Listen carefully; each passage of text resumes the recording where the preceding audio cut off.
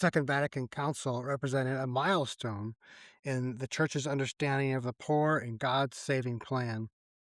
Although this theme remained marginal in the preparatory documents, St. John XXIII, in his radio message of September 11th, 1962, a month before the opening of the Council, called attention to the issue. In his memorable words, the Church presents herself as she is and as she wishes to be, the Church of all, and in particular, the Church of the poor. The intense efforts of bishops, theologians, and experts concerned with the renewal of the Church, with the support of St. John XXIII himself, gave the Council new direction. The centrality of Christ in these considerations, both on a doctrinal and social level, would prove fundamental. Many church fathers supported this approach, as eloquently expressed by Cardinal Lasciaro in his intervention of December 6, 1962. The mystery of Christ in the Church has always been, and today is, in a particular way, the mystery of Christ in the poor. He went on to say that this is not simply one theme among others, but in some sense, the only theme of the Council as a whole. The Archbishop of Bologna, in preparing this text for the intervention, noted the following: "This is the hour of the poor, of the millions of the poor throughout the world. This is the hour of the mystery of the Church as mother of the poor. This is the hour of the mystery of Christ, present especially in the poor."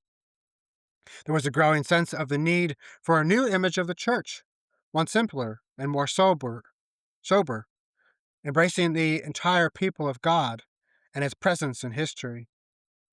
A church more closely resembling her Lord than worldly powers, and working to foster a concrete commitment on the part of all humanity to solving the immense problem of poverty in the world. At the opening of the second session of the Council, St. Paul VI took up this concern voiced by his predecessor, namely, that the Church looks with particular attention to the poor, the needy, the afflicted, the hungry, the suffering, the imprisoned. That is, she looks to all humanity that suffers and weeps. She is part of them by evangelical right. In his general audience of November 11th, 1964, he pointed out that the poor are representatives of Christ and compared the image of the Lord in the poor to that seen in the Pope. He affirmed this truth with the words, "The representation of Christ in the poor is universal. Every poor person reflects Christ. That is, that of the Pope is personal." The poor man and Peter can be one and the same person, clothed in a double representation, that of poverty and that of authority. In this way, the intrinsic link between the Church and the poor was expressed symbolically and with unprecedented clarity. Pastoral Constitution Gaudium et Spes, building on the teachings of the Church Fathers, forcefully reaffirms the universal destination of earthly goods and the social function of property that derives from it. The Constitution states that God destined the earth and all it contains for all people and nations, so that all created things would be shared fairly by all humankind under the guidance of justice tempered by charity. In their use of things, people should regard the eternal goods they lawfully possess not just as their own, but common to others as well, in the sense that they can benefit others as well as themselves. Therefore, everyone has the right to possess a sufficient amount of earthly goods for themselves and their family. Persons in extreme necessity are entitled to take what they need from the riches of others.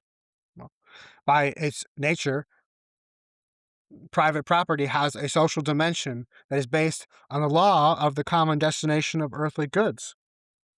Whenever the social aspect is forgotten, ownership can often become the object of greed and a source of serious disorder.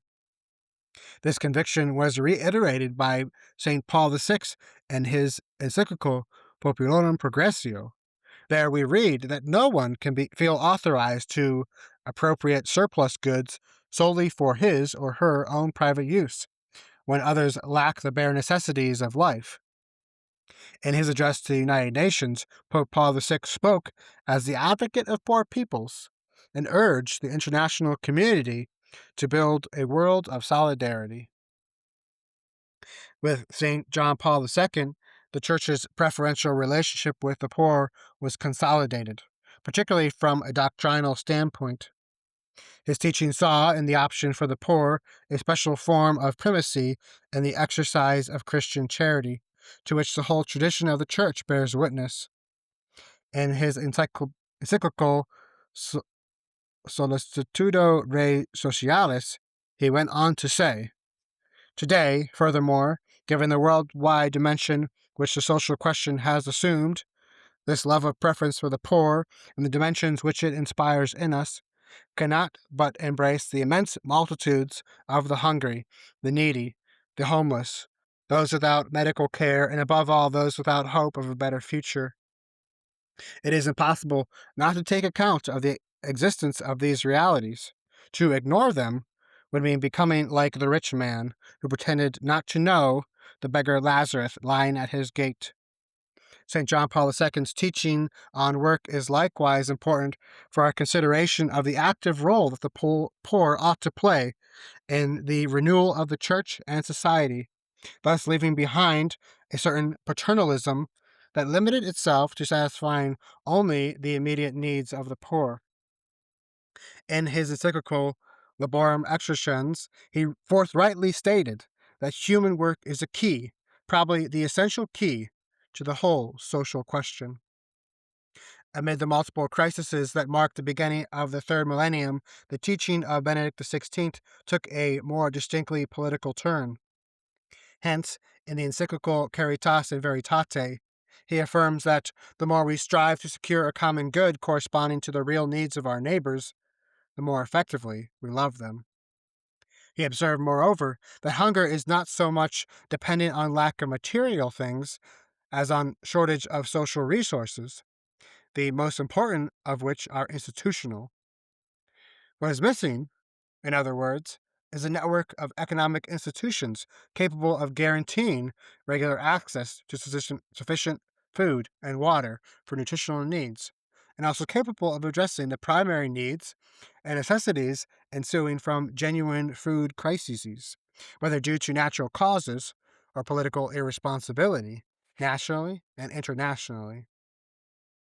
Pope Francis recognized that in recent decades, alongside the teachings of the Bishop of Rome, national and regional bishops' conferences have increasingly spoken out. He could personally attest, for example, to the particular commitment of the Latin American episcopate to rethinking the Church's relationship with the poor. In the immediate post-conciliar period, in almost all Latin American countries, there was a strong sense of the Church's need to identify with the poor and to participate actively in securing their freedom. The Church was moved by the masses of the poor suffering from unemployment, underemployment, unjust wages, substandard living conditions. The martyrdom of St. Oscar Romero, the Archbishop of San Salvador, was a powerful witness and an inspiration for the Church.